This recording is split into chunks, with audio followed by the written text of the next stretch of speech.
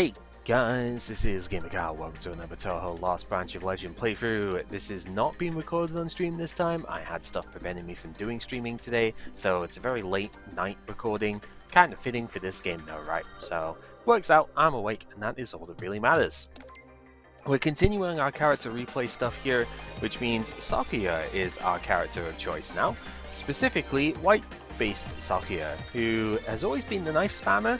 And honestly, I think both shots really are knife spammers at this point, but this one is more or less specifically geared for knife use, and she's had a lot of changes compared to the past iterations of Sakuya, so it's going to be pretty exciting. I think she's a lot better than she used to be. She's in a much better place overall, and well, let's get into why.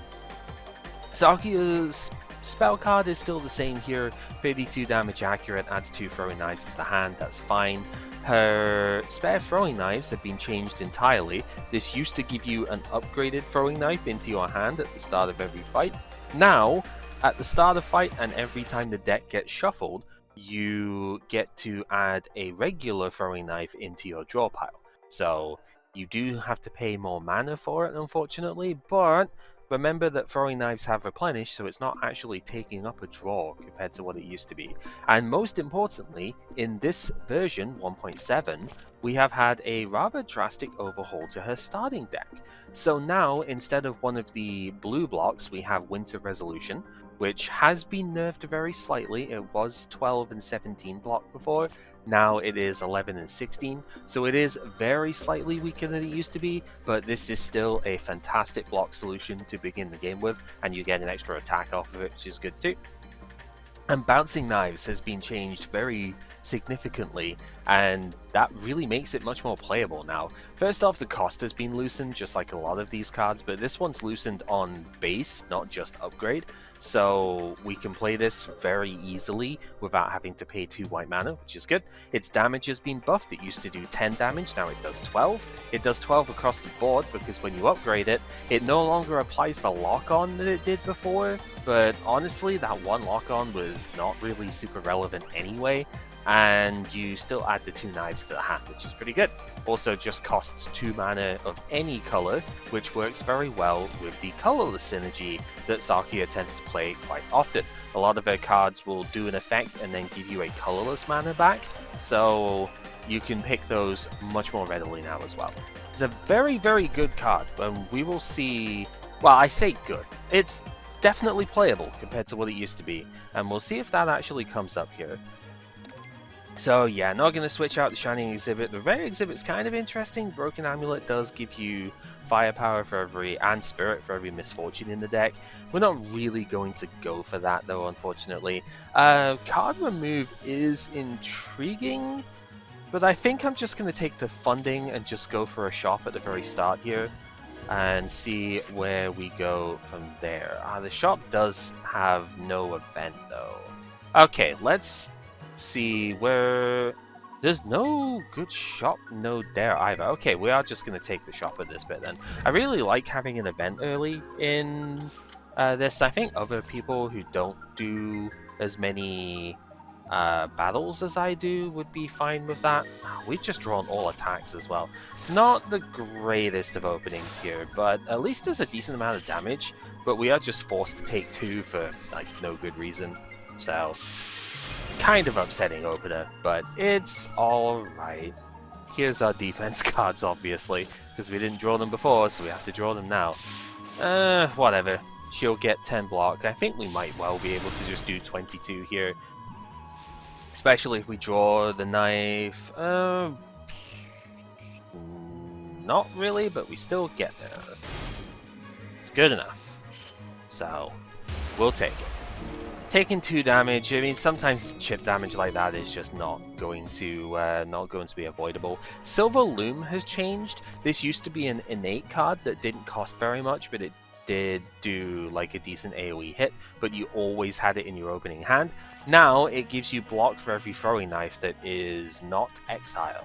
So I think I'm still taking it, even though it is a bit expensive. It's AoE, it does 18 damage as well, which is pretty good.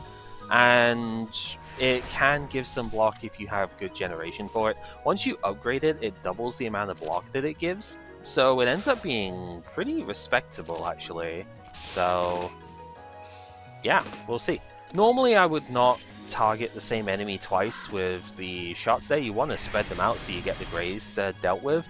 But in this case, I was thinking that this might actually, like, if the knife hit up here, like I think it should have. I don't know if it's consistent whether or not a knife will hit with like the front target, if you will, the first target with when they've got the same health.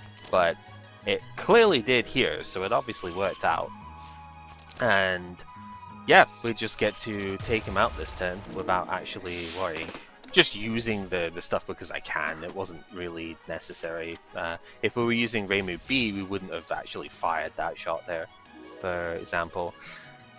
And here we actually get to see the benefits of using Silver Loom, because we will gain our little block here, and oh no, we'd be taking a point of damage here, except Silver Loom will give us an extra 4 block, so we don't actually take any damage whatsoever. So that's automatically being fairly useful. Yeah, because we would have drawn another thingy here too, so we wouldn't have even drawn a block card anyway, so potentially anyhow, it's easy to say that now. A couple of decent cards here. Time Stop Detective I think was changed quite a long time ago, but this is an extra turn card now, as opposed to being it's an ability rather than a skill. I think it's always been kind of an extra turn card, but it used to be like a skill that would be put back into your hand from the discard pile and gave you like cost 0 for the thing there. But now it's just straight up an ability. You really need a lot of extra turns to make it work. Gonna take Starry Sword Dance because it will synergize quite well with the rest of the build as we go forward.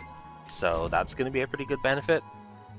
Starry Sword Dance giving you a knife every turn in your hand is a very powerful effect, and well, we can go ahead and I don't think we can quite, yeah, because he's got 10 Fluffy here. We can't quite take him out this turn, but I mean, we do get to just kind of AoE the other two down.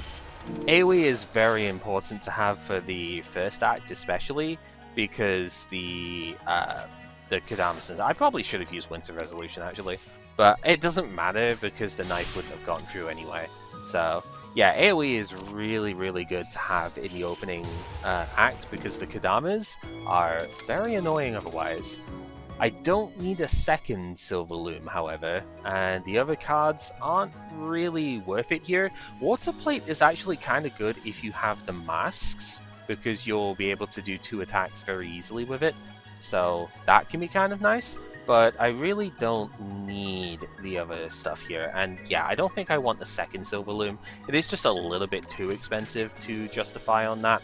I really don't want to take that many attacks in general here, because the idea... Oh, this is new. Okay, so finished the thought I had before. The idea with this now is I want to be able to shuffle the deck as many times as possible, right?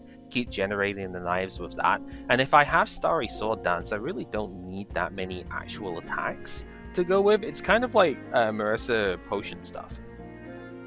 I don't need that many extra attacks if I'm just going to generate most of them. Okay, so Time Magic has been changed. Spatial Distortion, I feel something. Spatial Illusion actually is right up here. This is what Time Magic used to be. Really cool artwork on this card too. But now Time Magic itself is an entirely separate card. Choose one of 5 completely random non-common cards, so uncommon, rare, to add to the hand.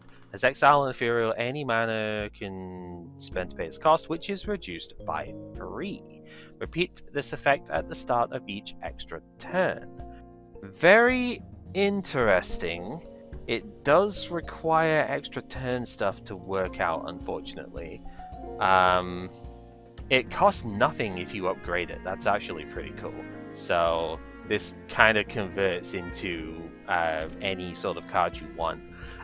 So the logic here, we are gonna take it and restart because I have not actually seen this card before. I don't care about like restarting to unlike the number of restarts and stuff I have with it, because most of the time when I restart, it's for experimental purposes anyway. So I don't care about that. But now that means that it is in my collection proper. It's what I should have done with that Divine Favor card in the first run with Reimu. Otherwise, Great Tengu's Decree is pretty decent early on. It falls off in Act 3 because the final 2 big bosses will cleanse status conditions, but nobody up until then does. So this can actually be pretty solid until the end of Act 2, and then we could prepare to remove it in Act 2. I will take that, because every chip hit that we do with knives also counts towards that, so we'll gain extra block off of that. The card upgrade is going to be Starry Sword Dance here, because it reduces the cost to 1, so we definitely want that. And I think, considering that I want to fight Reimu, and Reimu does not... Reimu has Amulet, I think I am going to leave the rest of the stuff here. Deja Vu is also a pretty interesting card to take. This is what I was talking about with converting to colorless stuff, right? It lets you play a knife without actually playing it. So maybe it's okay, actually. Yeah, we'll take this too, with the aim of getting it upgraded at some point during this act. So... now, Reimu's not one of the combatants that we can choose. Uh-oh. So we fight Marissa instead here, because both of Marissa's exhibits are very good colors for Sakuya. If we get the black one, then, I mean, the Occult is just insane, and also Devil's Maid is really good. And if we get the red one, then we get access to the best knife skills, and that's partly what I want to fight Reimu for in the first place. The other reason I want to fight Reimu, though, is because of Faithful Meditation. It is, like, hands down the single best Sakuya card that you can get. So I'm a little bit sad that we don't have access to that at all, but it do be that way, unfortunately. Alright, so Deja Vu already coming in a little bit here. Get to hit the knife. And we do actually get to knock this guy out without actually taking any damage, which is really good. So if we didn't have Deja Vu, we would not have the extra 6 damage there, and we would not have beaten them up there. So already happy to see that. Starry Sword Dance, when upgraded, is amazing, not just for the cost reduction, but because it gives you a knife immediately, which is very nice to see. So we will just immediately fire that. So what we're looking for from here is augments to the knives in some way. Sakuya in the past used to just be Dangerous Illusionist to character, and if you didn't get Dangerous Illusionist, you were kind of screwed. That is no longer the case because there are other augments that you can get, especially with White Sakuya. There is a free white mana card that is one of the crutches for her here. So we're definitely going to look to find that. I'm not sure if I want a second Deja Vu immediately here. Like, with these not being upgraded versions, it's a little bit sketchy to take. Yokai Study is decent, because you do get to get a few good things off of it, potentially. It is a Discover card, so you might not get anything too useful, but, like, it's fine. Lunar Cycle is also okay. It's a bit expensive initially. If you do upgrade it, then it's much better, right, because it's a 2-mana card initially. I think I'll take it because I do kind of like the whole cycle aspect of it here. Oh no, she's got fluffy hands. Let's solve that, shall we?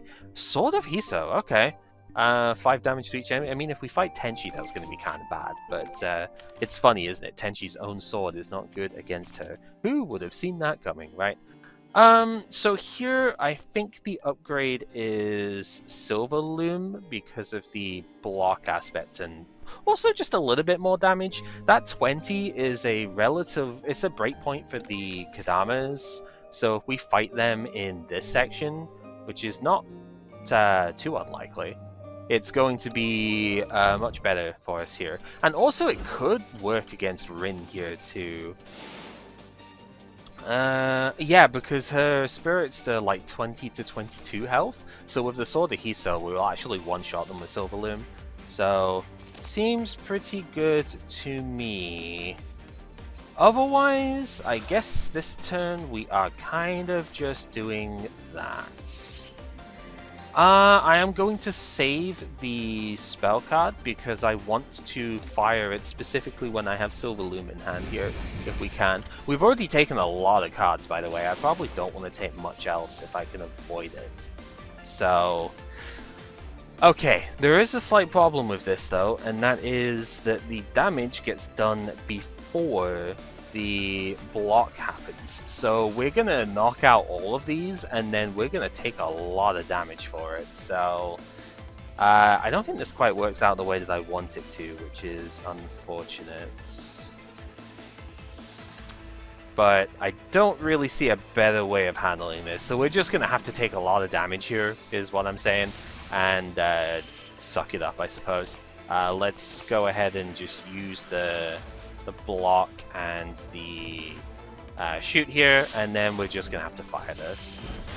Yeah, because the block happens in the wrong order here. Most of these things will gain block before they do damage. Like if you have expanding border, for example, then it will do it that way around. I think actually, maybe not, because the yin yang orbs and stuff don't do it that way. So maybe it's only that sort of thing. I don't know.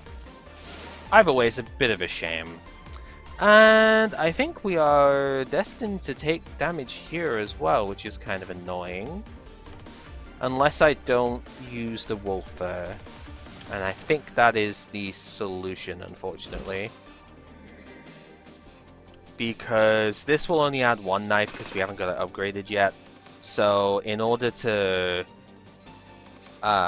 take her out here, actually I can't take her out, can I? No, because she's got too much health. Alright, so we're taking another 4. But we do get rid of all the greys at the very least. Oh, not great. I probably could have just used a wolf fur there, to be honest. But then she would still have a graze point here. Is that better? I'm not actually sure.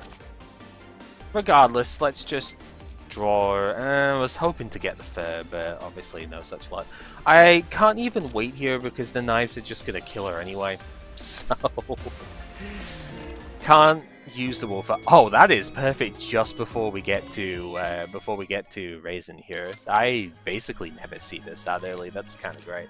All of these are like, most of these are pretty bad. Another Deja Vu would be fine, but again, it's not going to be upgraded, so, you know. So, high-grade handbag means we actually get the Dango here too, and that's solid for us because we do kind of want the healing. We do gain 2 life and 5 power for every fight that we do. So, take both of them. And, well, we're probably going to be fighting a more powerful Shiki than we were before, which is only mildly concerning. Let's see. Do we want to save the money here? Nah, let's just go for it. And we will see absolutely nothing out of this one. Sorry, person who really loves the t-shirt. It is just not worth it in the slightest because the lock-on is far too dangerous to deal with. So, not even going to entertain that, I'm afraid. Let's just use the wolf fur now so we can start getting rid of it here. It's very, very rarely going to be converted at this point. You can't prepare or remove it either, so it is better just to get rid of it whilst you can.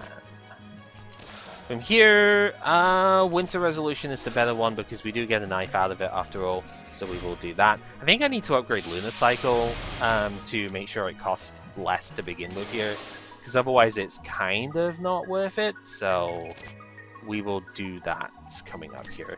Let's spend the 2 blue in order to get this to fire, because I want to spend my 2 white mana cards here using the knife stuff. So yeah, so you can see every time we use a knife, we do get access to extra block here as well. So it's going to be pretty useful for this particular shot to deal with. Thankfully, she has kind of gone lunatic mode, so we do get access to that, which is good. And we can do... we have to do unblocked damage, right? So Yeah, this isn't actually going to work. We're going to take... Oh no, never mind. It's attack damage, right. I thought it's... Okay, so I'm confusing it with Spread Amulet from Reimu, which has to do unblocked damage in order to give you barrier. No, it's just any time that we actually hit them with an attack, even if it gets blocked. So, if it gets grazed, then you don't get any block for it, but that's not what's happening here. So, we are fine. I think I could have just taken her out here. I'm kind of slightly trolling, I will be honest, but whatever. She used the bouncing knife. That might still beat her anyway. We've got 4 knives to do 6 damage each. It's maximizing how much block we get is the funny thing, right? Important to note, if you knock out an enemy, you do not get the block from it, right? So that's interesting. Vampire Huntress. I hate the fact that I'm taking so many cards here, but Vampire Huntress would be the solution to Aya right now, who very easily could be our second elite here. So I am actually going to take it, even though I don't necessarily want it. Oh, and we are taking even more cards here because Dangerous Illusionist is one of the best. Oh boy. It's a little bit expensive to play on this particular character, but it is way too worth it. So, yeah. This is a very large deck for where we are in the game at the moment. At least that's how it feels, because we're at 18 cards already. I do not normally take this many nowadays, but we've just had quite a decent, like, quality of card come up. So, I'm not really, like, against it per se. I think I have to upgrade Lunacycle into Dangerous Illusionist here, so that I have a usable block beforehand. Do we take Play with Water? I wish I could have taken Dazzling Dash as well, but this card usually kills me more than it helps, so It's a really strong attack with Starry Sword thingy dance on us, because we always have a knife that we can use, so we just get an extra attack off of that. But I've kind of already gone away from that plan a little bit, it seems, so I'm going to take the Vulnerable as well, just in case we could do something with that.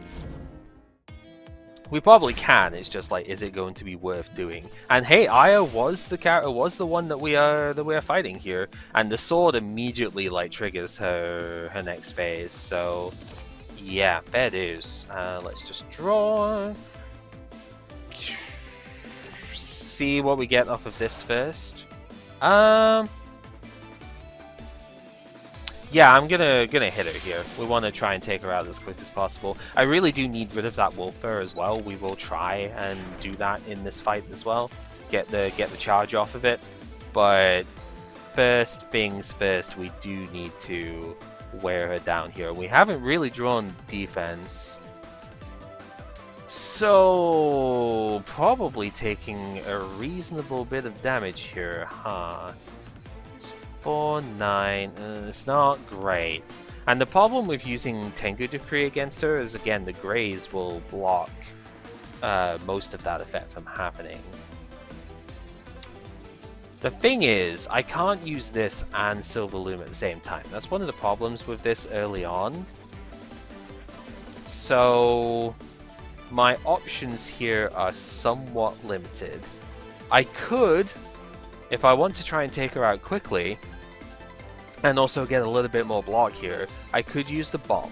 Do I need the bomb versus Marissa? Probably less than I would need to save the health here. If I save the health against Aya, then I should be able to take out Marissa a little bit more easily. So that's the hope we're going to try. I really don't like not having a bomb for the Act 1 boss, but because it's Marissa and not Reimu, I might be a bit more okay about it. So we'll do that, and then we'll do the shoot. That gets her to have no grays now, and we'll do the 20 and gain our block. So we're only taking 3 this turn, where we could have been taking so much more. Now, of course, the other bit is I do still want to use the wolf fur in this fight. So I would have liked to have not killed her there, but it is what it is, as we say. Donation box has been upgraded at some point to give a little bit more money when you skip card rewards, so that's another thing that we are going to try and do here, except the game has decided to give us Propelling Silver, which is too powerful not to take. So we are definitely taking that, and I think that is actually going to be the upgrade here instead of Dangerous Illusionist. We're going to be making use of Prepare in this one for sure, because this deck is getting way too big, and even with the current setup, I need to get rid of some of the other stuff here. So, Propelling Silver gives you more damage. Now, this used to be a... I believe this was a spend X amount of mana and do damage times X, right? It did that many attacks for it. I think that's been moved to a different card now, but Propelling Silver now increases the damage that your throwing knives do. So, obviously incredibly powerful for a character that relies on the knife stuff here. So, yeah, and because Marissa doesn't cleanse, we're going to get that Tengu Decree on immediately here, and we'll only take 8 instead of 14 this turn, so we can survive a fair bit better. Unfortunately, it doesn't work with the Sword of Hiso because that's not an attack, but we are A-okay with that. I don't really mind too much about that one. Is Silver Loom the best ever damage that I could do here? I think so. Or is it? We do 20 with that, and then we still do 10. Yeah, this is the best damage I do otherwise, so yeah. Okay, so what we're looking for here at this point is we're looking for the Starry Sword Dance, and there it is. Probably best just to use the Vampire Huntress here, and then do a little bit of block that we can. We're not going to get any more because it's grazed, but this removes all of her graze. So we take another 6, but we are preventing her from doing more dangerous damage here. So that's obviously pretty good. Deja Vu, really nice to be able to get a bit of extra block off. And you see these 10s are really racking up quite quickly. So yeah, it's pretty helpful. From there, now Winter Resolution becomes the more damaging extra bit to do here, and we can get a little bit more. They're already halfway through the fight, which is pretty good. She's going to get a lot more graze this turn, and we do unfortunately have Refracted Sunlight to deal with.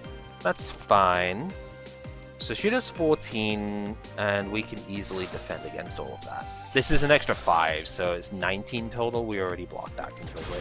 I'm not going to use the Tambourine against her here because she is grazing now, so my attacks are not really going to get through very well. As another one. That's fine. So, I think it's fine. Is it fine? We don't really have that much defense here, right? Yeah, we really don't. I guess we just do as much as we can here, right? So we Bouncing Knives in order to get an extra attack off, and then we'll get 6 extra block here, I suppose. So we have half of our health, half of our current health remaining for this. 20 health, but we're guaranteed to do 20 damage immediately here for it, so Marissa, if you're not firepower spamming, is still not the most dangerous of opponents to go against, if you have a reasonable enough deck to take her on quickly. And that is the key factor here. You do kind of need a relatively quick deck to make sure she doesn't scale too fast. And she does have access to a tap times 3 thing as well, like a 7 or 8 by 3 attack. I think it's 8 is what she ends up having as a default. It's pretty spooky, but she only tends to do that if you're not really pressuring her at all. So, it's kind of interesting. All 3 of these are pretty decent exhibits here, but I want the charge. So, I want the red stuff specifically, because for knives, red Sakuya is best Sakuya for sure. Oh, Descendant of the Inchlings is an interesting card too. When that gets upgraded, it makes all of your cards cost 1 less for the rest of the turn, not just skill cards, which is kind of cool. But I suppose it works quite well with Sakuya most of the time, just because she does tend to, like, a lot of this stuff does have colorless in the cost, right? So it does work fairly well. And her knives are all colorless stuff, so could do. Dazzling Dash again is a pretty good combination thing, and charge conversion is not really going to be too relevant, unfortunately. This doesn't upgrade to remove the red mana though. I'm a little bit hesitant to take this sort of card immediately, because if Junko shows up, I am probably purifying the red mana. So I think I will actually skip here, and we are going to prepare and remove the Bouncing Knives, probably. The card is good, but is it good enough? Maybe we remove Dangerous Illusionist. The thing is, if I would I not just like rainbow the blue mana here? So maybe we do get rid of Dangerous Illusionist. We have Propelling Silver. I don't think we actually need that one. Yeah, you know what? We'll remove that. Oh, Tenchi once again, so we will see how good or bad the Tenchi fight is here.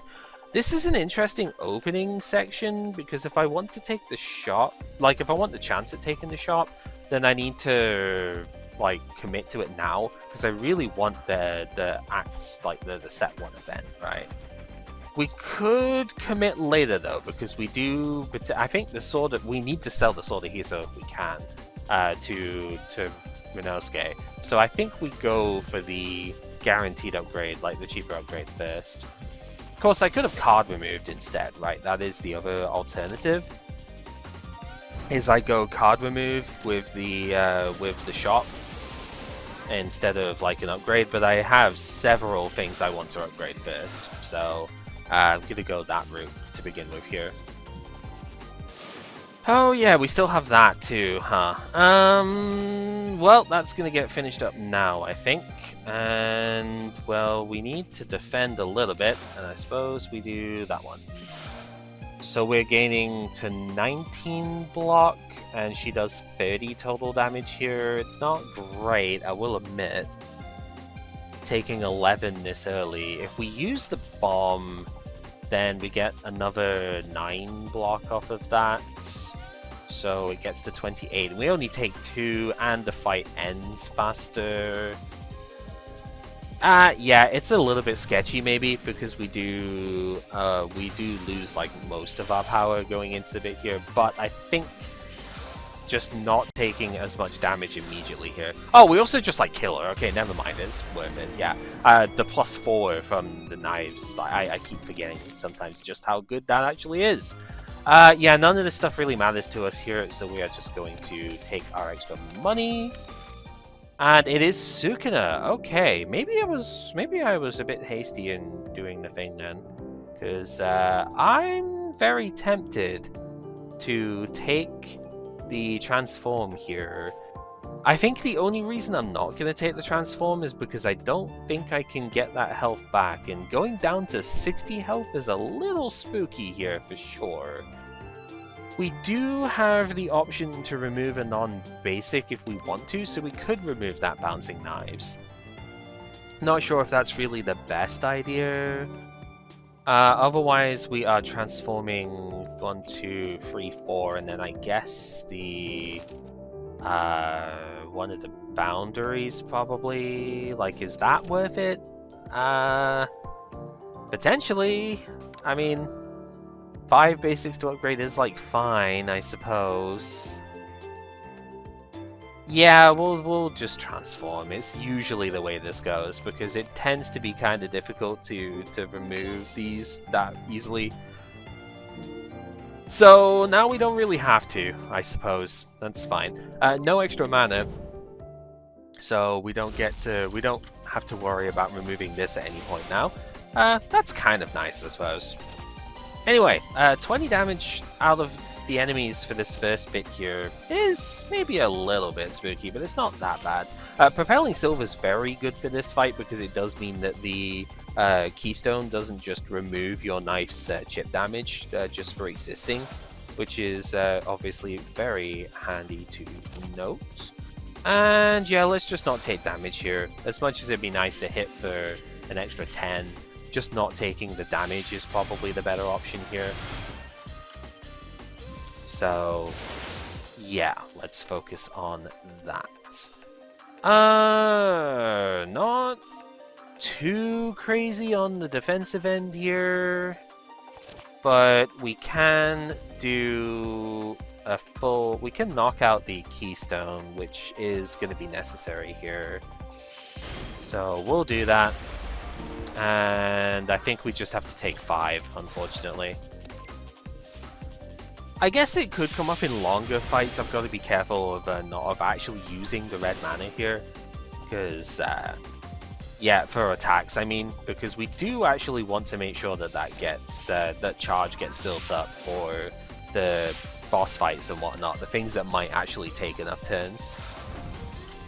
Currently, we don't really have any way of using it fully, though, is the thing.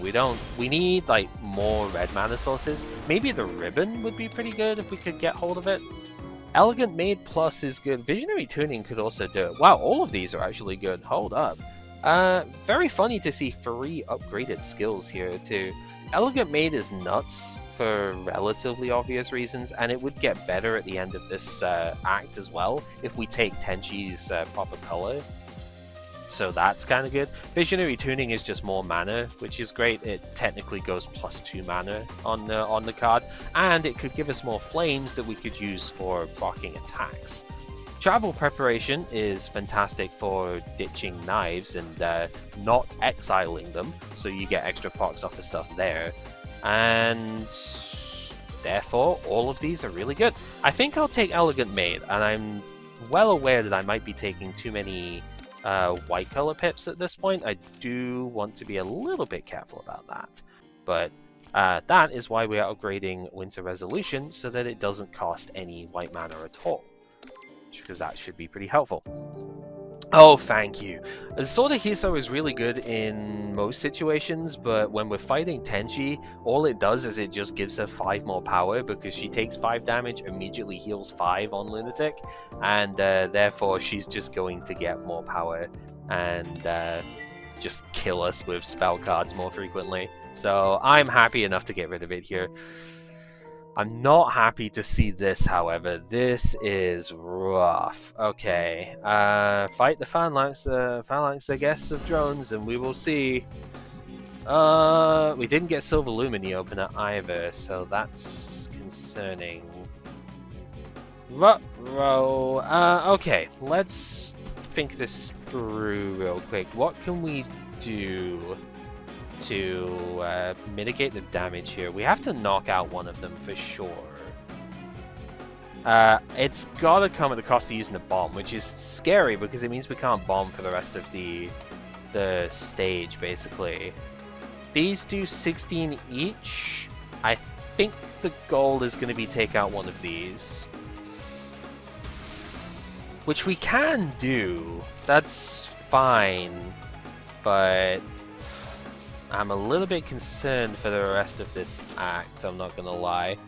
Because without a bomb already, this is gonna be spooky to proceed with. Because this guy is gonna attack next turn and it's gonna do a lot of damage.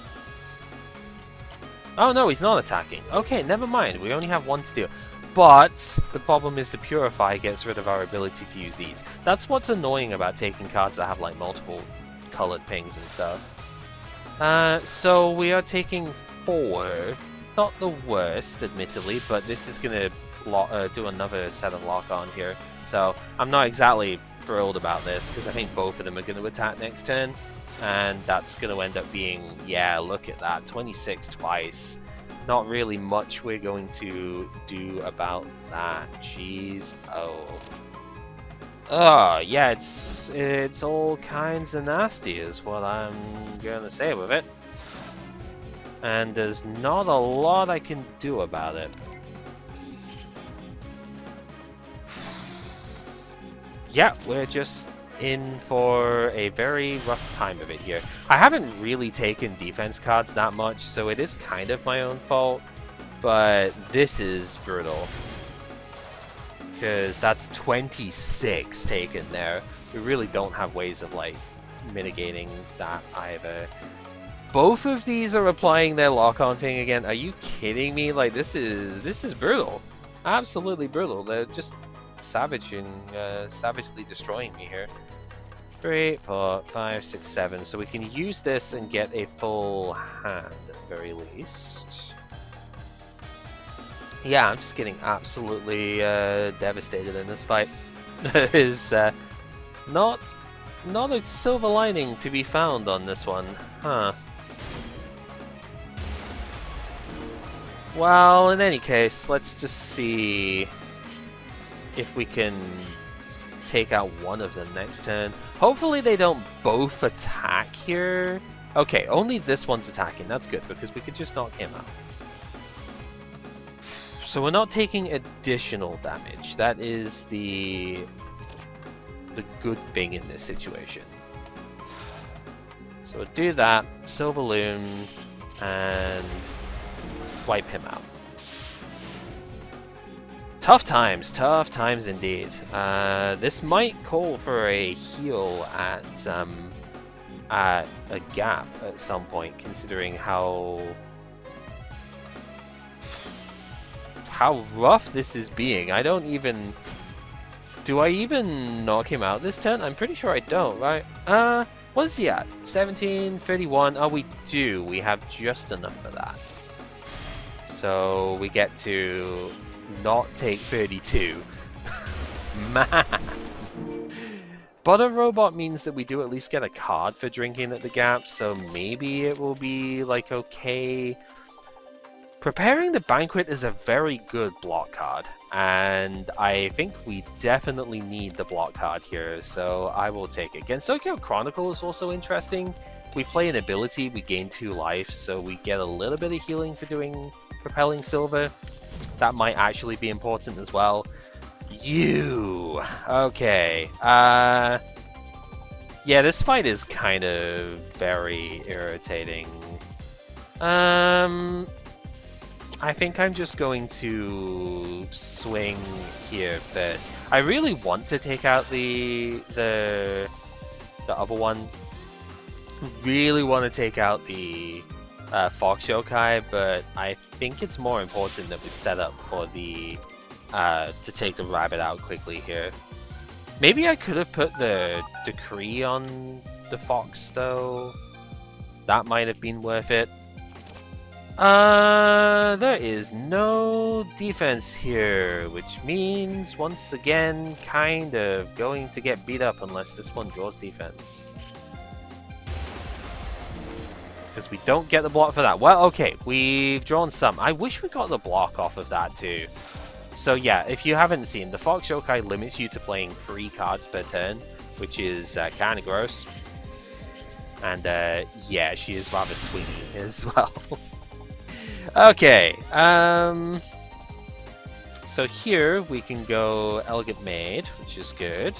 We can put one of these knives back on top of the deck to get an extra 10 out of it, which is also pretty good. And then we can hit her with this one. And she will weaken us at the end of this turn, as well as gaining some firepower, but it shouldn't really matter, because we have plenty of attack stuff to work with here. So, we could even Elegant Maid again if we wanted to. We don't need to, but we could. So, yeah, takes her out. Okay, a little bit of healing off the Dango as well. Sure Gamble is pretty darn strong, so we are going to take that. Get a lot of extra mana on 1 turn. We get to retain it too, which is really powerful. Oh, speaking of power, there's a couple of nice things here, isn't there? So Silver Dimension is very similar to the... I might take the canned food here as well. Actually, we need the healing. Silver Dimension is pretty similar to the effect of the Great Tengu Decree, in the sense that we just get to do extra barrier blocking stuff all the time. You Are Next is really interesting as an ability as well, though. Okay. Decision time, because Full Moon Howl is good too. You need the healing. Kind of want the amulet as well here, but I'm probably a little bit too in too deep with that. Wish we could have gotten the Tengu cell phone too, but it's just too much to take in one go. Silver Dimension, when upgraded, does give us 2 barrier each hit, which is definitely very helpful. That's probably worth doing there. And to get Full Moon Howl or not is the other question here. It is pretty good. Too Big to Fail is also kind of an interesting option, because if you upgrade that, it gives you Barrier instead. And we are working with quite a large deck size here, so it might actually be worth it, as funny as it sounds. But Full Moon Howl is very good at blanking certain turns, so that's probably better. And if I take Full Moon Howl, then I could also take the Disposable Amulet, which I think is also... Oh no, I can't, because I don't have quite enough! 44, whatever, it's fine.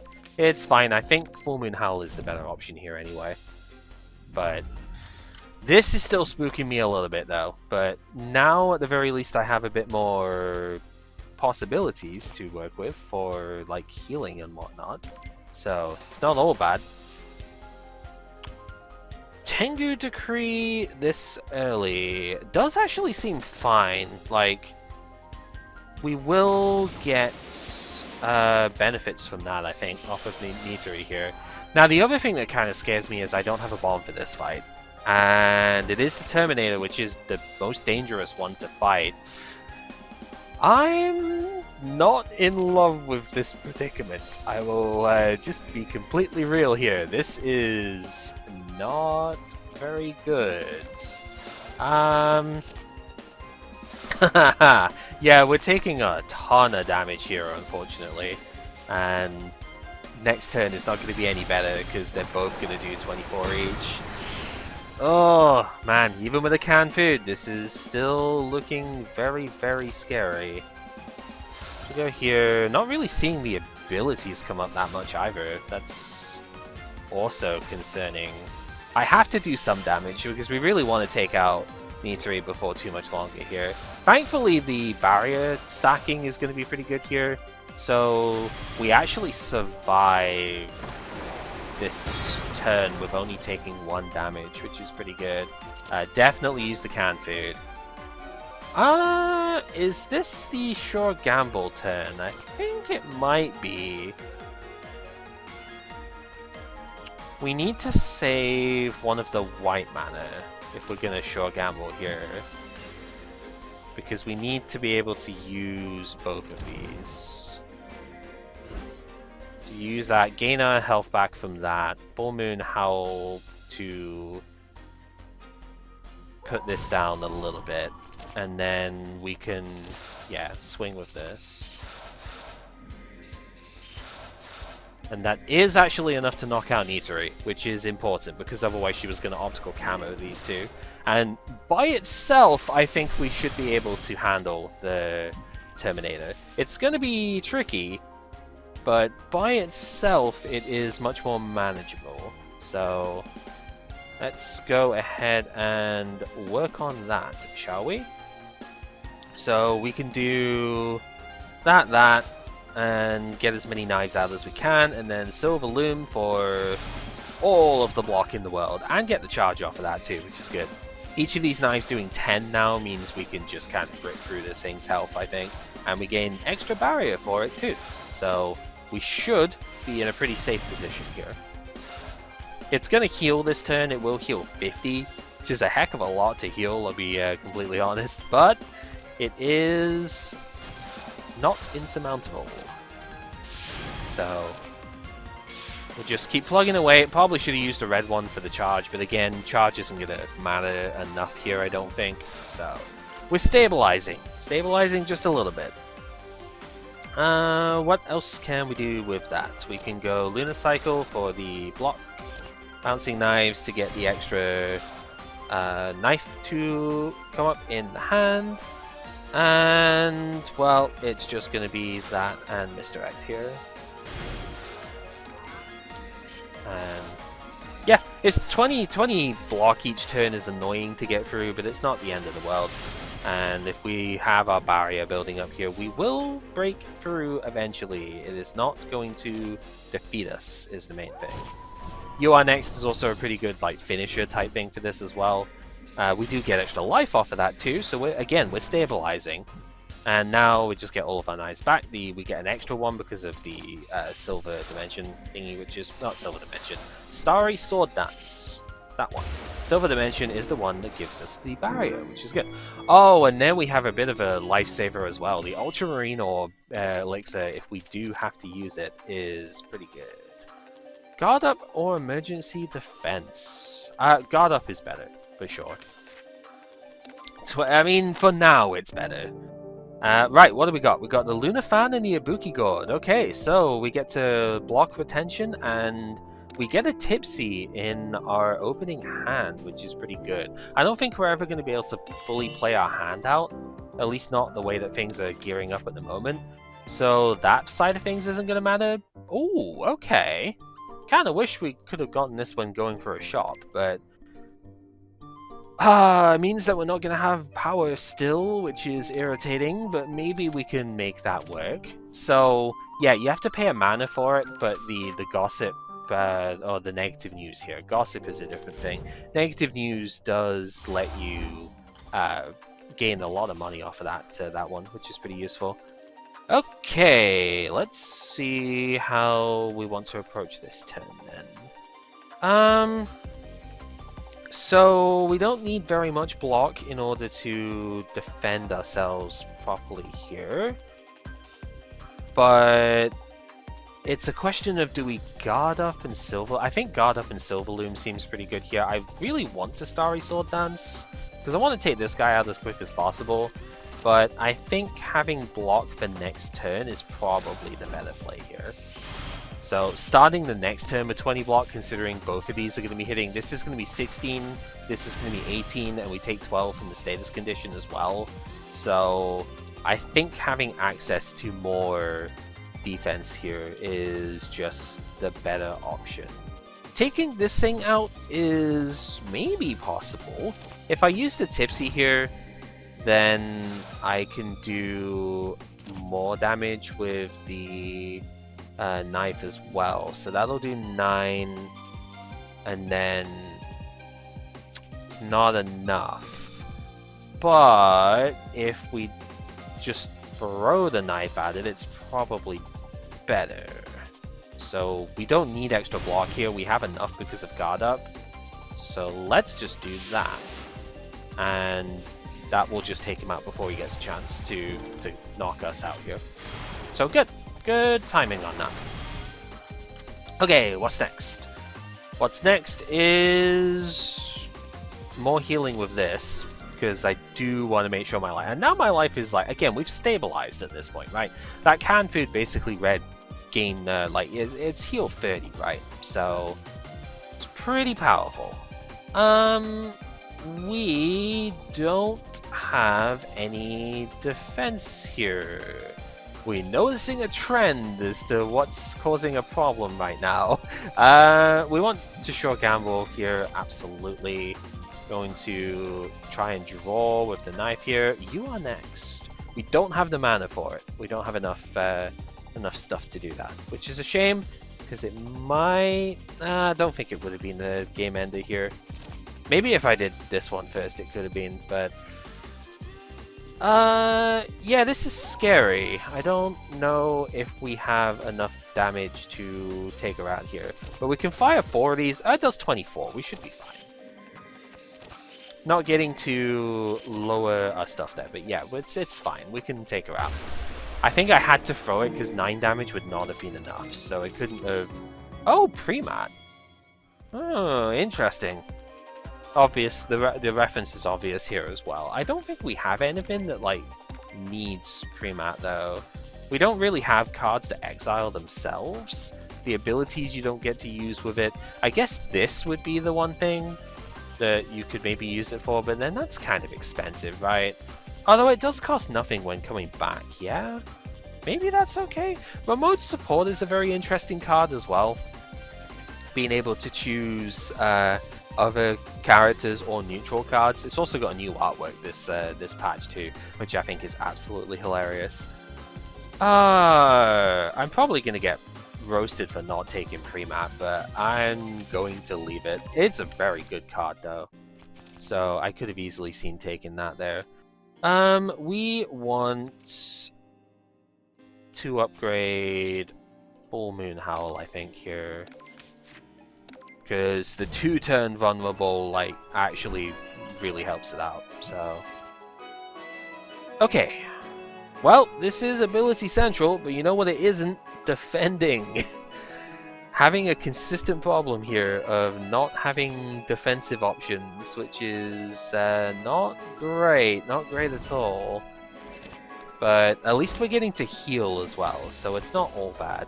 I think using this here actually makes a lot of sense too, because I need to like knock these guys out pretty quickly. So this will take him out, and then this will now have a bit more damage there.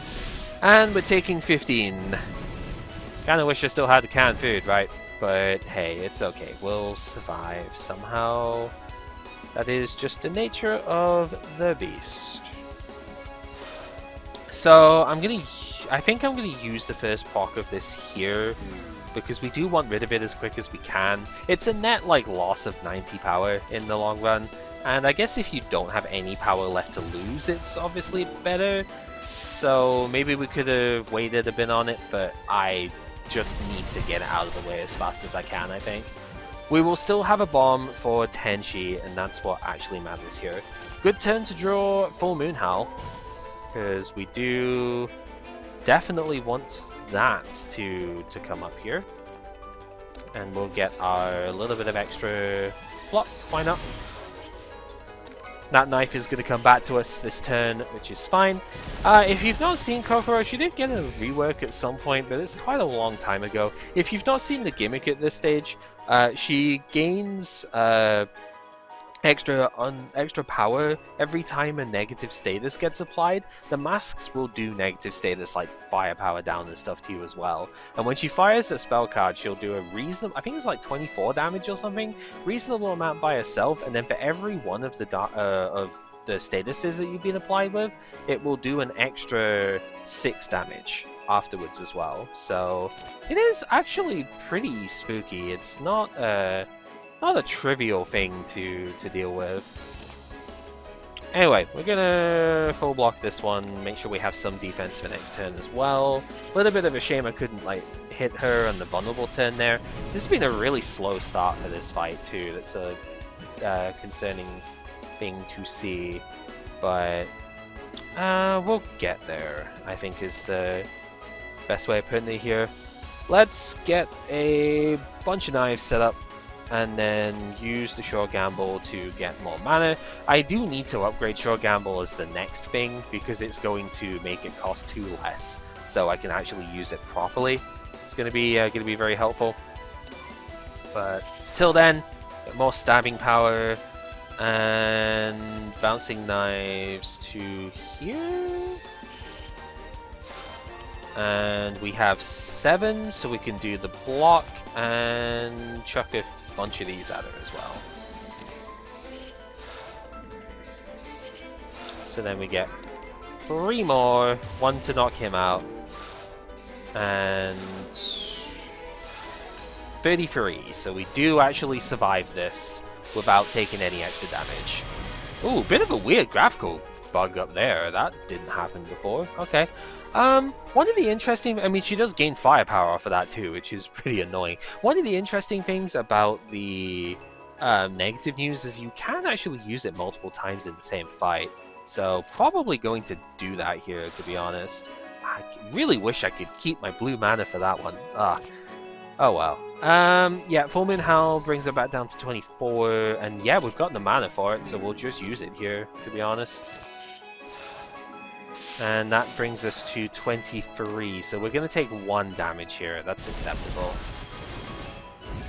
Not ideal, but acceptable. Because we do just knock her out this turn anyway. So, Silver Loom. Deal with the threat.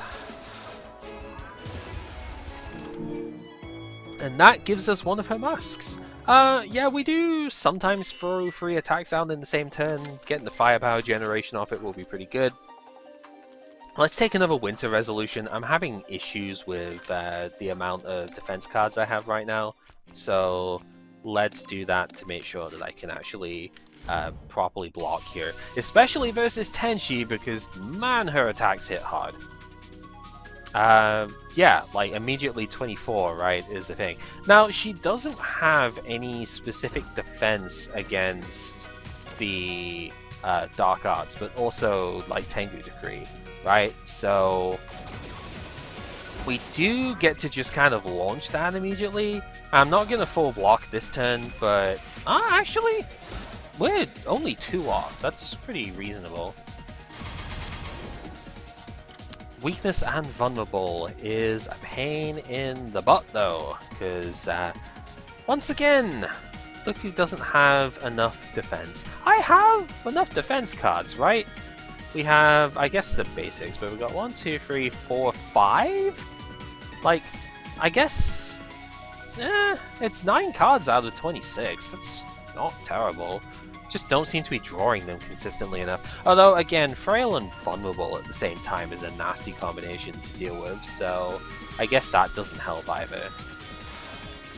So, the only thing to really do is go on the offense here, since defending is really not that reliable. So we will do as much damage as we can, and try to force her into using the spell card after this turn.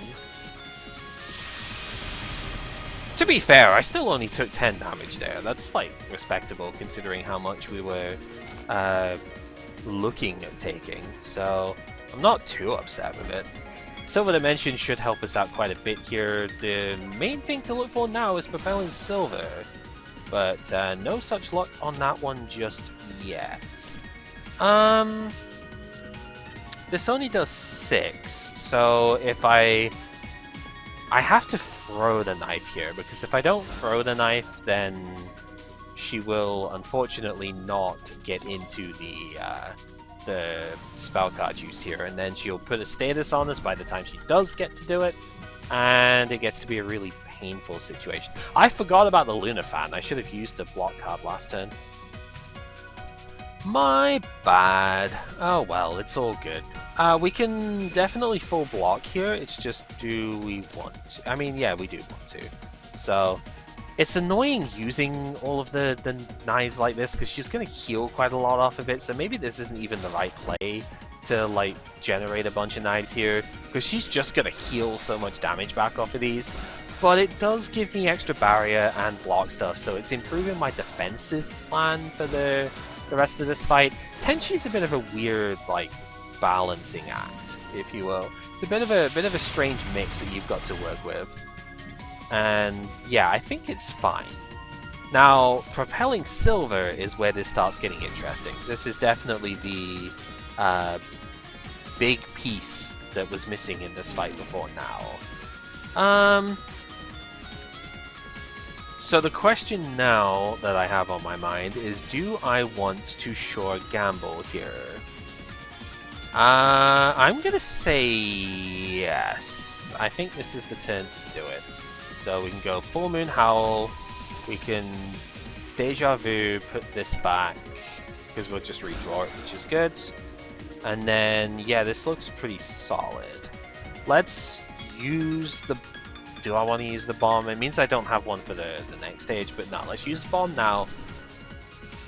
We'll get as much damage out this turn as we can, although I guess that's not necessarily a good thing. She's going to bomb us next turn, but we have a lot of stuff. We have a lot of potential defense against that coming up, so because of Luna Fan, I think we'll be okay. And we also got to use the mask here, so we get some extra firepower now too, which will hopefully break through her a little bit better. She's gonna chain 2 spell cards though. That might not have been the right idea, because I can't like gain as much defense as I want here now compared to what I would have done. And yeah, 2 turns with the Feral Vulnerable, that might have been might have been incorrect. Well, we are in too deep with it now. We're just going to have to survive. I think we'll survive because we've got enough bonus stuff for it. Just need to do as much as we can in the time that we have. Luckily, these knives are starting to really ping a bunch of damage out, so it's not all bad. And we do have the barrier, but look at that, 77. We survive it without actually needing any more defense though, so even though it is a very spooky hit, it is not enough to kill. And that's what actually matters here. So we'll just take our lumps, take the damage as we do, and knock her out before too long. I want to say this is not the sort of turn order that you should be doing with the stuff here. This was not particularly smart in terms of how you play this fight, but it's going to work because You Are Next is just going to win us the fight here. But this is not really the best way of handling the fight. You don't want to have her give you Frail and Vulnerable on the turns that she's going to do her spell card. So don't do what I did, do it better than I did. It's a balancing act, you've got to be able to manage the turns correctly. And I just did not really do that here. Take the barley rice. It's actually really good considering we've used our bombs quite frivolously here. Barley rice will give us 20 power at the end of every fight going into this last section. Another You Are Next. It's interesting. This one has been improved a little bit in recent times because it gives you Divine Favor when you first use it now. So it's like you kind of get the benefit immediately, and then, you know, 2 turns later in this case, but 1 turn later if you upgrade it, you get the Firepower and Spirit. It's a decent enough card. I'm tempted to take it, but I'm also kind of worried with how many abilities we already have, which is like 4 of them. I'm kind of worried that Sanai is going to be our boss here, and she's going to just like destroy us for taking too many abilities. That is a concern, but I do still think this card is actually worth it anyway. And we are going to prepare. I am definitely wanting to remove something, and I think that something is going to be the Tengu Decree, because now the bosses will be either more resistant to stuff, or they will also cleanse status as well. And it is Remelia. Okay, Remy is a curious one to fight with Sakuya, but with the nice setup that we have, I think we will be pretty safe.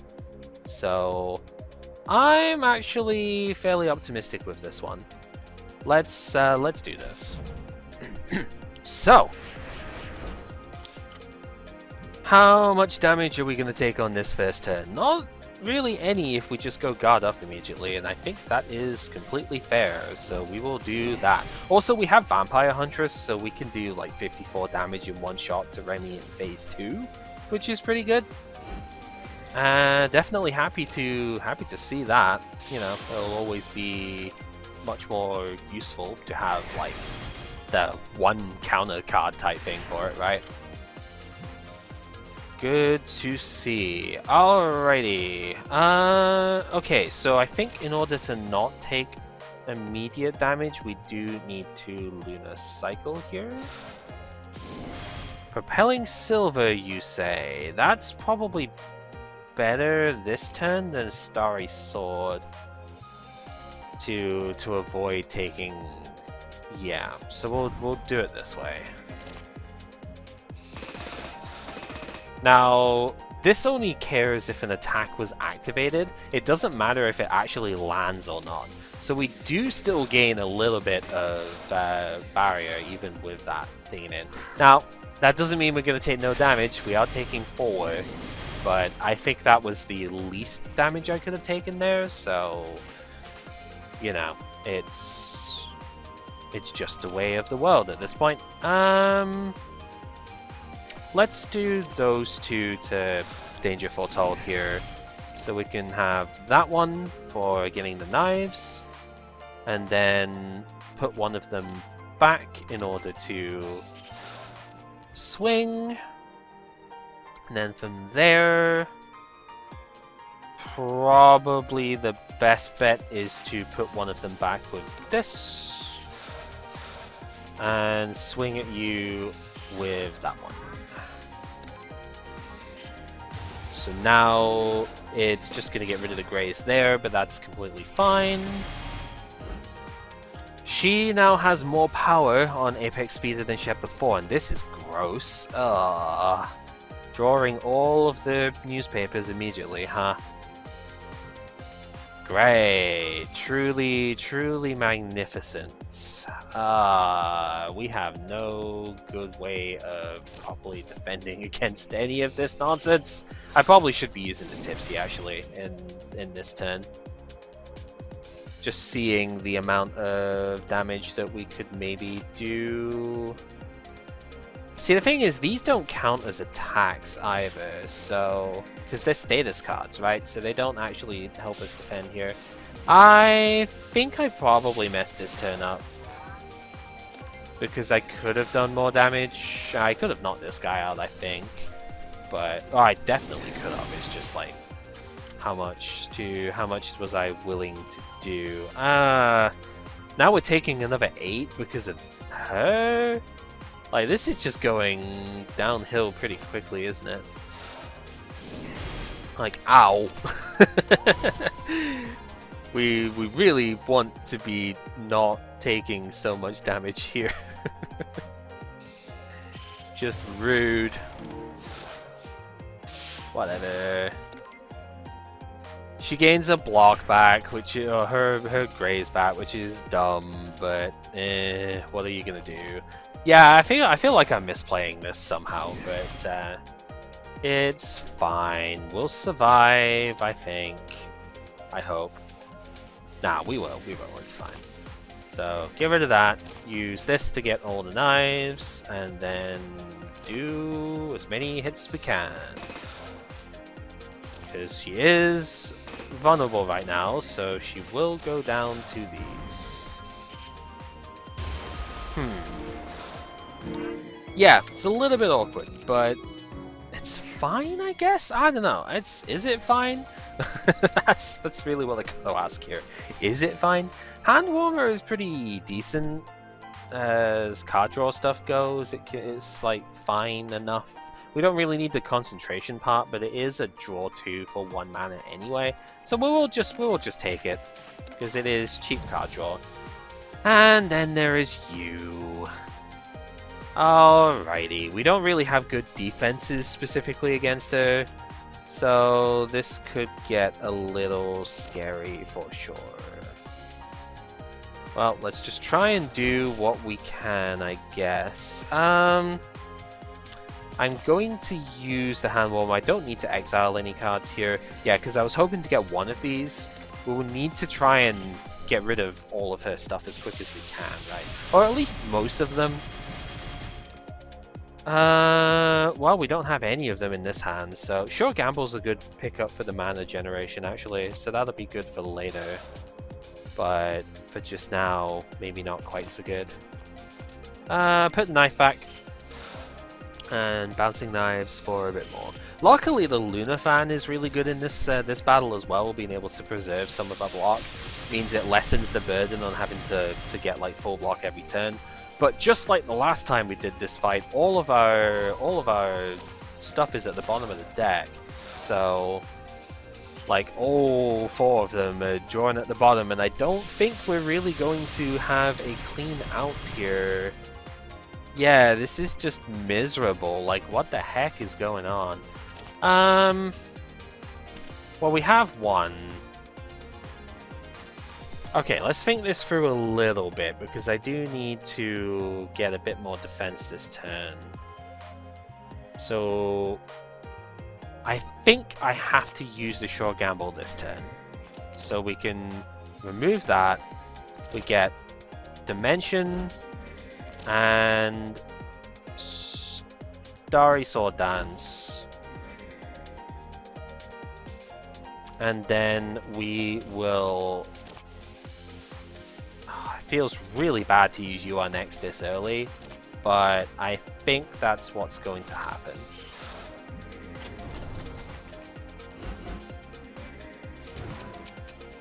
Because now we do get a relatively substantial amount of block or barrier off of this. I think that's probably wrong because it's not actually healing us enough here, or like giving us enough barrier to not take damage this turn.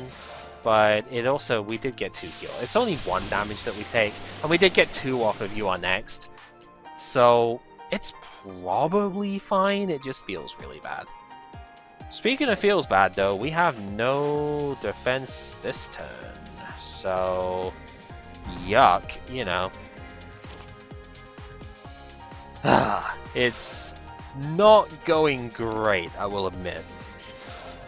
The second You Are Next would not have really helped there, unfortunately, because she's still just not taking enough damage. So we're just taking another 11 for free there. And she's only got 2 turns left of the bit. We probably need to spell card. Drawing the You Are Next here is also not great, because it means that I just do not have the chance to use it at for the final turn.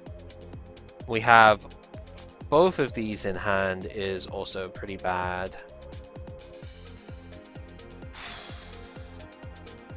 It's a tough situation, it really is. I think we have to just use one of them and then go Winter Resolution, hit with the knife. So we're taking another 2 here because the draw order has just been that bad. Wow. Already down to below half, and we haven't even gotten out of the first bit yet. So yeah, as you can see, she's now intending to use her spell card, which will give us... she'll leave the fight, and it will give us Misfortune in the deck. So we have to kill her this turn, otherwise that is going to disrupt things relatively heavily. So what is probably going to end up happening is I am probably going to have to use the spell card here, which is regrettable to say the least, but I mean, sometimes you don't really have a choice, right? Actually, no, I think we're okay. These do 14, 20% less of that, and then the 1. I think this is okay. Yeah, we do like... yeah, 15 to her, because we got some firepower as well, right? So, sure, that should be everything. Just almost a lost condition off of that, right? In terms of the fight itself, it's not going great. 4 of a Kind is a not-so card. Is it not so for what we have now, though, is the problem? Not entirely, but I am going to take it because the card is super good. It basically lets you gain like a lot of extra firepower here. Normally I snap pick this, but here I'm not so sure. I wish I could, but I think we are actually just going to leave it because I can't really afford an unplayable Misfortune in the deck. Another Propelling Silver. Oh, okay. This is. I mean, once. Why am I getting it here when I couldn't get? You know what? I'm not even mad. I am kind of mad actually. Why are we getting Cooling Agent here when I couldn't get it during the Marissa run? Man, just feels bad. Okay. Do we have enough time for this to still be relevant? So we will grab that. Definitely need the food. Do want the heal. I really want both of these. These are very good cards to have. I am very well aware that my deck is too big at this point, but Propelling Silver is just too strong not to take. So we will just take that. And I think I just need to focus on, like, you know, getting more heals and stuff, really, but also just getting prepared for the next section. Silver Dimension is not the card I want to trade, and that's a shame because purchase materials would have been an instant pickup here. If you were asking about You Are Next, I probably would have given you one of those. So, a little bit unfortunate that she's asking for the wrong rare there, but it is just how the game goes. Ugh. This fight is pretty brutal as well. So the logic for this fight is you really want to take out the Fox before you take out the other two. I might bomb this, actually. This might just be a bomb-friendly segment. We have, once again, very little defense to deal with the opening onslaught here. So, it's not great. It's really not great. I think we've got to use this. I am going to bomb the Tanuki, the Fox Yokai here. My annoyance is that this is not enough to make the knives hit her. So even though the knives are still going to do relatively good work, they're not hitting the target that is beneficial here. What makes this fight really nasty is that even if you manage to, like, you can't stop her from doing the Orb of Deception, basically, because even if you are not like her charm thing, even if you knock out one of these, like, one of these is guaranteed to poison you, so you need a Hakurei amulet plus the disposable talisman in order to not get afflicted with it, and it's just like, that's never gonna happen, unfortunately. Because even if you kill the one that's going to do the status condition to you, you take poison from Poison Death, so that gets rid of your amulet, and then you're guaranteed to have this stupid card limit on you the whole time. It's nasty. It's really nasty.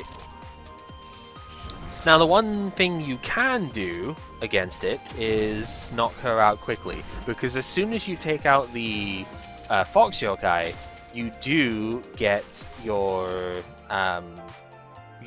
actions back. So that's what you want to do, is take her out like immediately. Now the problem in this situation is that I still don't have enough mana in order to, like, cast out here as well. I don't think this does enough. It's too short, unfortunate. But we're quote unquote only taking 8 damage off of the poison instead. So, you know what? I'll take it. It's as good as it's gonna get there, to be honest. Trick Bullets is an interesting card, but not really enough for what I need here, and Ready for Burst when I only have 1 red mana is not good enough, so we're not going to bother with those. Oh, okay. The, when we don't really have that much health to give in the first place, but I want that. That's so good. Oh, we're not keeping enough cards in hand for it to be amazing though, right? Bewitched Silver Knife is like one of the big reasons to go this direction in the first place, because you get auto exile on the stuff and it's really, really strong. I'ma risk it, because that card is good enough. I mean, the deck is already pretty huge at this point, but I will risk it. I'm going to leave it that, though, because I don't have much health to spare. Even with an extra canned food and stuff here, it's a little too dicey. Speaking of, what the heck am I upgrading here? Probably Bewitched, right? To make it cost 1? But I mean, they add to the hand immediately. I really want to get You Are Next down to, like, get those upgraded as well, but I think this is going to be the thing. This is very scary at the moment. Oh, especially when this fight is the next. I mean, all of the elites in this one are pretty terrifying, to be honest. So, just yeah, this is a hell of a lot of damage on this first turn, I will say. Okay, let's actually exile the shoot here. I don't want to draw that later. Silver Dimension is good, I just wish we had more stuff to play here. We might be using this elixir, like, because I have no defense. This is kind of crazy, right? I know the deck is relatively big, but I have enough, surely I have enough defense cards that I should draw at least one. But we're taking 24 plus 18, right? Minus just a little bit from the attacks I can play, but it's not much. Like, this is really bad. At least we have some firepower stacking here, but good god. That elixir is going to get used very, very quickly, and I'm not happy about that at all. But we can use our abilities here at the very least, so we'll get stuff fired up. We're about to take the damage off of that, but it's fine. Go here, and I think I want to Luna Cycle, so I can have my defenses set up here. Maybe I just need to take a couple more defense cards. I don't want to take more cards than I need to, though. But clearly we're struggling in terms of survivability right now, though, so it might just be the play. Alright, Full Moon Howl definitely dampens the impact of this turn quite a lot, which is good.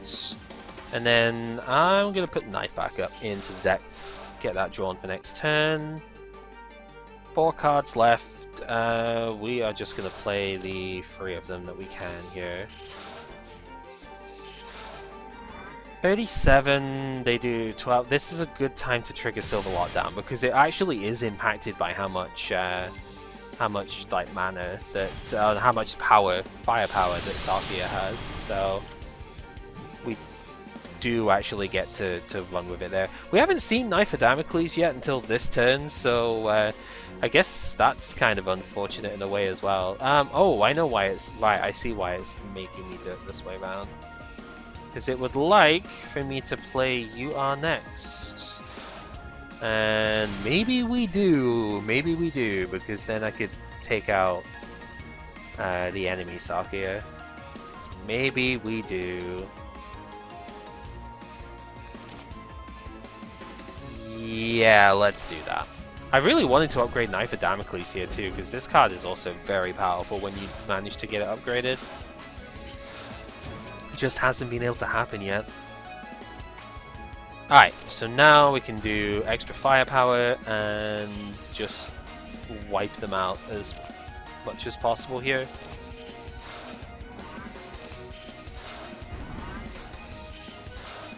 Alright, and the attack here will be fine. That's why I didn't bother going with the 2 mana, like just straight up attack for it. I wanted to do it with the other part. Kind of like losing the plot a little bit here, I think, at this point, because this run has just been very tough to work with. 4 of a Kind giving us a lot of extra firepower here is pretty useful, though. I mean, it does just like win us the fight, yeah. So normally, I think what you want to happen with Sakuya, you probably want a bit more card draw than what I have here as well. This deck has got a lot of good stuff in it, but it also, yeah, I think I actually will take this. It has some rather large issues, I think, because it's a big deck, clearly. These are, I wish we had the radio earlier, because all the abilities that we'd picked up, we could have had them pre-upgraded, would have been so nice. Yeah, there's a fair amount of issues coming up with it as we go, and I can't card remove this one. Okay, we'll just have to remove that in Act 4 because I didn't take the direction that goes for it, but upgrade both the abilities, why not? Yeah, we're having some issues with just not having enough cards to like draw stuff, and yeah, like the deck is huge, right? It is almost 40 cards at this point. It is probably too many. I have kind of taken a lot of cards that maybe I shouldn't have taken, but it's just fun sometimes to take a bunch of stuff with it. Too Big to Fail is a really huge help with that though, because it turns that large deck into suddenly 30 barrier, right? So this ends up making it feel better than what it normally is, and also you get an extra card from the knife going in as well, right? So like this feels fine now, I guess, but it's certainly not. I can kill that with the spare shot here. Certainly not quite where I want it to be. I think we don't have enough mana compared to what I would like as well, because we haven't been able to like upgrade the knives and stuff, because you know Reimu wasn't a selection one here. So there's a few things going against it, I guess. One of the other things now with the fake Sawako here, we cannot ever like completely lose to Sawako anymore, because we do actually get to pay forward to restore the card that she has jinxed. Now, the catch with that, of course, is that it does still go away if you don't pay it. So it is technically still possible to lose to it, but it's not really that likely anymore. So definitely a good change there. Unfortunately, we need to be able to draw. So I suppose we will just... yeah. Oh! Okay, not exactly the way that I want this to happen, but it will do. Silver Dimension is really coming in clutch here, and these ability heals are also definitely helping a lot. We would have probably lost this already if it wasn't for those. Yeah, so what I would like, I think, from the end of this, I don't think it's going to happen, but the old Luna Sake would be perfect for this run, for the Sager fight, because we would just be able to like cast these knives much more easily. Yeah, let's take Battle Stance as well then. If I've not got enough defense already, if I'm taking too much damage otherwise, then let's try and fix that by, like, you know, improving our defensive capabilities. The problem is we're probably just not going to draw it all in the right order. Again, I think it's like trying to put a band-aid solution on it a bit here. It's definitely not the ideal thing to be at, but hey, I mean, more barrier to begin with, right, is not necessarily bad. So we have enough mana actually to do Knife of Damocles with it here as well, which is pretty good. So we can throw out, because she gives you a rainbow mana as well, we can throw out You Are Next just like instantly here. And yeah, oh yeah, because we got the ribbon too, that's why. So lots of good stuff coming off of that. So we'll just hit as much as we can here, get some extra firepower as well for the rest of the fight is pretty good. And yeah, these knives hit really hard to begin with here. I'm very happy with the amount of damage that she's already had here. So Knife of Damocles gives you 3 vulnerable when you ding it up, which is absolutely awesome. You definitely want to upgrade that as quick as you can. It's a really strong effect. So yeah, make sure you do that. Stunning like analysis, I know, but make sure that you upgrade that card as quick as you can, because the 3 vulnerable just lasts like so long. It's amazing. And yeah, fight's already over because of the You Are Next turn. Just happens to go that way. And, well, I'm happy for it. It gets an easy KO. Oh, left fan is fascinating. Okay, so this one I always get tripped up on. This actually causes a lot of my restarts as well in stages, because I always forget that I have this. The first card that you play each turn, like the first turn each combat, is given back to you as a 1-cost card as well. So if you can get a really good ability as the first card, then you're sitting pretty with that one. It's very nice. Let's finally upgrade this Deja Vu over here to be able to draw 2 cards with it, because that's really when it actually gets strong. Right, Remelia still locks you into 5 cards per turn. So we didn't get an ability, which is a shame, but that just means I'm going to use 2 copies of Too Big to Fail, I think. So we'll start this fight with 62 barrier, seems pretty good. And then we'll go guard up, we'll do knives, and we will fire this to get the firepower off of it. That's all 5 cards. Still had some mana spare, but that's okay.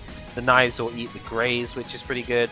And while she will do a status condition, it is frail, which is not that bad when we already have 50 barriers. Okay. From there, we want to... I think we just want... I want to save You Are Next for later, I think. So we're going to do Propelling Silver. We're going to Knife of Damocles to get more there. And then we will Silver Loon. And we do have, because of the helium, we actually have enough mana to throw out a knife here as well. So we will do that. And that seems pretty respectable. We get to fairly easily absorb this. Still got 39 barrier after all, so that's good. Not seeing the abilities yet, but again, it's a pretty big deck. The card draw is fairly limited, so this is almost like running a 60 card deck in Yu-Gi-Oh terms, right? It's I can't really expect to get all of the abilities all the time. We do get the Bewitched Silver Knife here though, which is really good, and with that, we can just kind of stab a little bit more, I suppose. 3 cards left to play. She is going to cleanse vulnerable, so there's no point in applying that. With 3 cards left to play, I want to get the extra firepower, actually. This might not be the most optimal way of doing the turn, but it does give me the proper stuff for the rest of the fight, so yeah. So she'll gain some firepower, gain some graze, and now, yeah, this Vampire Claw is going to hit pretty hard. But only if we allow it, which we unfortunately kind of have to, but that's fine. So let's take the first of our extra turns here. Give us access to more knives, and that will work with the temp firepower. So we'll do that. Yeah, I think I'm going to bomb here as well. And the logic for that is just to make sure that I can get some more damage out, basically. The auto exile actually really helps there as well, so we finally get to see that do something. Is because I was going to add 2 knives to the hand and that was going to overflow the hand, one of them automatically got fired. So we get to remove one of her grace points just by doing that, which is really good. So helps out a lot. And that's a lot of damage. Kind of gets her to do Scarlet Devil this turn instead, so she's going to get the Flawless and, yeah, be at the midway point, basically. Heals 50, has Flawless for this next turn, but she did not get to put a status on us, which is huge, because that skips that turn, and now she does not get to do that immediately. So we're in a really good spot because of that turn. Taking the extra turn there really is the correct decision to make, for sure. Now, she is flawless, but we still want to do this one because we want the extra firepower here. I'm going to do the draw first. That's sort of annoying. That's going to change the way that I do the rest of this turn then. Because we're going to have to put that back on top of the deck so that they don't draw it, basically. Bit of a shame. Let's get our charge as well with the last one here. Want to make sure that we don't throw the knife there, even though we leave a mana on the table, because there's really no reason to throw a knife in that situation. Yeah, see, now the problem is they're going to be weakened at the end of this turn. She will do the status here. That could matter, but we got a lot of that barrier is going to get consumed this turn, really. So, how much is it going to matter? I don't really know, but we will just have to find out. Let's get the charge ready as much as we can here, because we get to 6 charge now. That's respectable, and we've got an extra firepower as well. Most of this block, unfortunately, or the barrier, is going to get consumed with this turn. So if she does vulnerable on us, that might be a problem. But she has just done weaken, so it stacks with the frail thing. Not the frail, the scare that we had before, which is fine. Because now I think we can just kind of win by going on the offensive here, because we do triple damage with this. So to maximize our output here, we want to go into burst mode, because it's funny, even if we don't actually need to. We do 35 damage, triple that up, and also apply the vulnerable, 130 for the stand hit, because she has Vampire at the end of the fight. That is the entire point of having that card, more or less. So, yeah, it's pretty good. Oh, Gungnir versus the Rainbow. Oh, that is interesting, actually. Do we want another red mana and make all the attacks accurate? Accuracy doesn't tend to matter too much against Sager. Whereas this one, if you spend 4 more on a card, which is you are next basically, then the next turn we would get an extra mana. That works with the ribbon to pay for an extra attack. But it does open... I mean, we're not really taking many more cards anyway. Yeah, let's just take it. It's pretty good. Purchase materials is more than worth taking here. I kind of wish we could take something like this, because it is sort of cool. But yeah, purchase materials gives us more mana and draws us stuff. So it is 100% the correct decision to make here. From there, we have to remove that misfortune. So we're on... Oh, a pre-upgraded propelling silver, you say? Blink Dagger is interesting too, but we really have to remove the thingies. So let's just get that. Remove the misfortune so we don't draw that. Oh, we have enough to do Blink Dagger. That could solve some of the draw issues. Travel preparation could also help though. No, let's take the Blink Dagger. I was gonna consider like flashlight and stuff like that as well, but let's just take the Blink Dagger. I guess Blink Dagger is a bit anti-synergistic with Too Big to Fail, but whatever, it'll be fine. We'll handle it. Maybe I don't get quite as much barrier off of it as I could have, but whatever. Who cares? So what do we got? It's the bow again. Okay, interesting. Am I happy with this as an opening hand? So, I don't really like the shoot, and I don't... I mean, I could just... I kind of want to keep the tipsy. I think the rest of it is okay. Yeah, let's just keep that. Oh, that's pretty good. Right. Too Big to Fail, for sure. We want to get as much off of this as we can. So that's good. Then we do Sword Dance.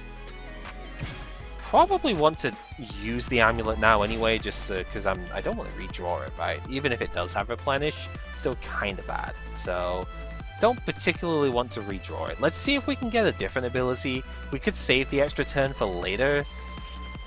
We don't. Because I really want to use You Are Next after we've done Silver Dimension. So I think I'm not going to use it here, as weird as that maybe looks. Use the blue mana then to fire this in case we get a propelling silver off of it, which we do.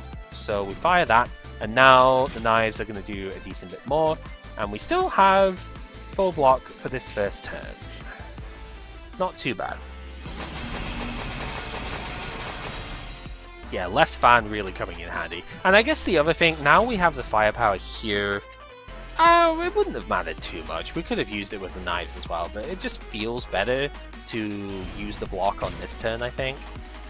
So that's what we'll do. Purchase materials, a good pickup here. We'll gain our free rainbows and we will get extra stuff off of it, 100%. Thank you very much. Let's go second propelling silver, get more knives up here. And now we just start kind of throwing them. So yeah, get a bunch of charge off of this too, which is quite good. Shame that we couldn't quite get more firepower off of that, but that's reasonable enough to me. It's a little bit of a slow start. We did just kind of lose all of our barrier to that hit, but we haven't taken actual damage yet. And that's good in my book. Now the one annoyance with this hand is we kind of don't have... I'm gonna bomb here, I think, for sure. We kind of don't have we don't have a lot going for us on this one, I think. It's just we have some basic tools, but not like everything we would want. Let's just use the guard up, because I want to make sure I don't take damage here as well, right? So, use the guard up, go knife to put vulnerable down, silver loom to get that, and then a little bit annoying that I can't use like 2 attacks here, but that's fine. We'll just bomb to get some more damage output, because it's been a bit of a slow fight so far. and fire that with the charge. We get to keep all of this block for next turn, so we already have a pretty good start on this. It is the cup. Okay, the biggest thing that we lose, we actually lose quite a bit, right? We lose the Lunar Fan, we lose the ribbon, and we lose the mask potential. We don't lose we do lose that, but that doesn't matter. We don't lose the Ultramarine Orb, which is good. So, could be worse. We honestly could be struggling a lot more with our setup here. Alright, I want to do Sure Gamble this turn. The Lunar Fan is probably the biggest thing that we lose here, because then now we can't like store block in between turns. So that's the one I think I'm most beat up about, but it's not that bad. So we can go here for some more firepower. We want to set up those. And now we want to just like make sure that we use all of our knives well here. So we'll prepare, put one back. And we want to make sure that all of our knives and generally all of our attacks here, as many as we can, get to use... Oh yeah, burst mode, right. I didn't think I was quite that close. But I was looking at it as a setup for burst mode. I didn't pay enough attention to see that we were close enough for it. Okay, the only other question then is, do I fire the bomb this turn? And the answer is yes. Reasoning for that is just to make sure that we get it down to the minimum like threshold bit here, so we have a chance of extra turning her for lethal here. Now, we haven't taken any damage yet, which is really good, obviously. There are some pretty nasty status cards coming up potentially, but the fact that we haven't taken damage yet is a huge benefit for us in this fight. Now, unfortunately, losing the extra mana here means I kind of have to just like launch this now, which I'm not super happy about, but it's okay. We get an extra mana for the next turn, and with the Tipsy we can just... I mean, the mana for this turn doesn't actually matter, unfortunately. We get to set ourselves up really well for following turn lethal, though. So, that's pretty good. Like, because we've got one charge left to get now. So, if this doesn't take her out, which I don't think it does, but... 27? Oh, actually it does, doesn't it? Ha! Yeah, I didn't do math, I just like clicked the button, right? We never took a single point of damage in that fight. That is pretty good. Considering how sketchy like the midsection of this was, that was a really solid finale there. Again, we didn't even... This is a very stark contrast to the last run with Marissa, because the last run, we kind of was cycling the deck every single turn. We had a lot of draw power, all of the fun stuff there. Honestly, Sakuya can get that draw power. Blue has a lot of stuff. We got travel preparation and stuff offered to us, so I could have had a lot more draw power, but in the end it was just like taking high quality cards. And you could see how good the winter resolution buff has been. Nice, like starting with one of those definitely helps. And you could see how much the propelling silver is a huge boon here as well. Very different playstyle for this compared to what I did with Marissa, and it's kind of fun just seeing the way that it can work there.